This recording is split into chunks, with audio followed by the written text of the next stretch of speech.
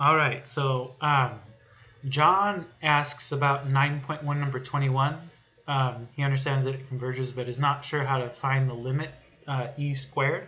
And Jordan had the same question about number 21. So I'm going to go ahead and answer those.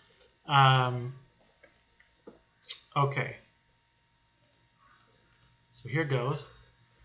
So for number 21, this is the sequence that we're dealing with, n plus 3 over n plus 1 to the nth power. And so we want to take the limit as n goes to infinity.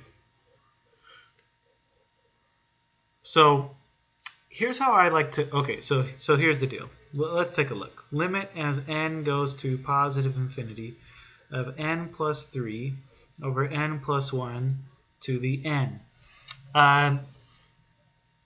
If you plug in infinity, then you know that this limit is going to be the ratio of the leading coefficients, which is 1. So basically you're going to get a 1 to the infinity type of situation, which is an indeterminate form.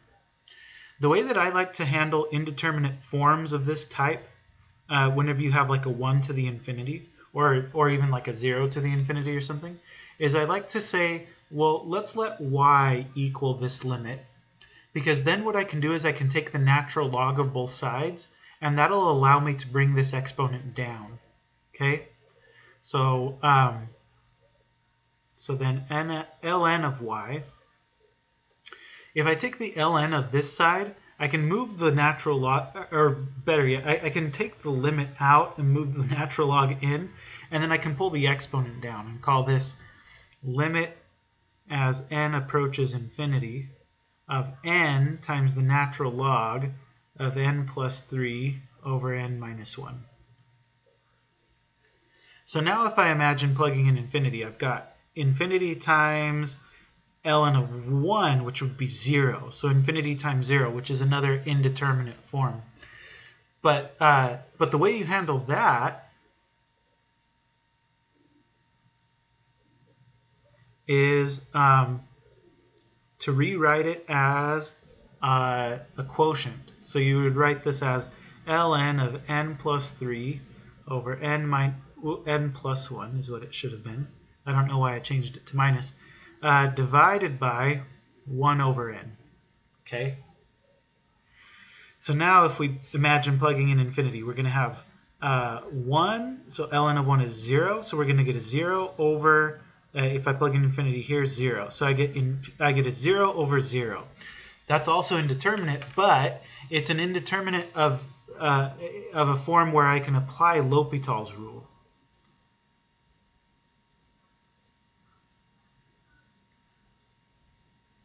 So L'Hopital's rule requires me now to take the derivative of the numerator and the denominator. The derivative of the numerator is going to be 1 over this stuff, which is just going to end up reversing the fraction. So it's going to be n plus 1 over n plus 3. And then times the derivative of that inside function, which is going to be the derivative of the bottom, the bottom times the derivative of the top, which is 1, minus the top times the derivative of the bottom, which is 1, divided by the bottom squared. Okay, so there's the derivative of the numerator. Derivative of the denominator is a little easier. It's going to be negative 1 over n squared.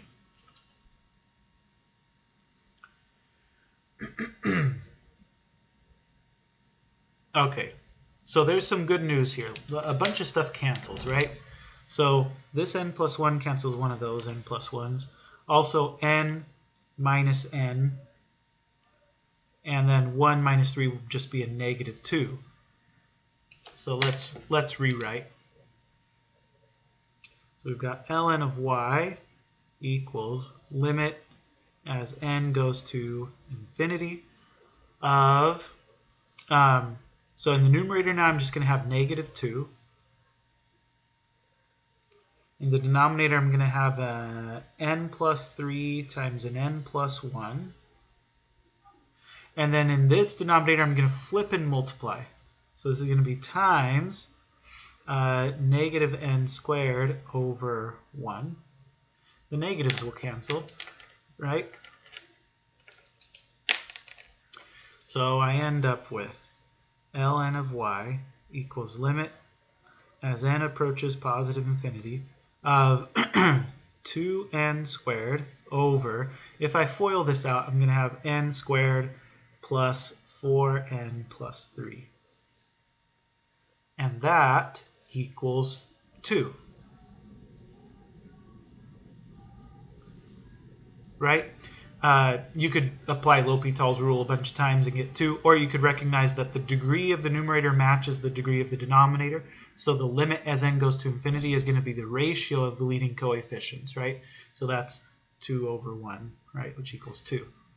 So ln of y equals 2. So now to figure out what y is, take e of both sides. And you get y equals e squared. And there it is in all of its glory.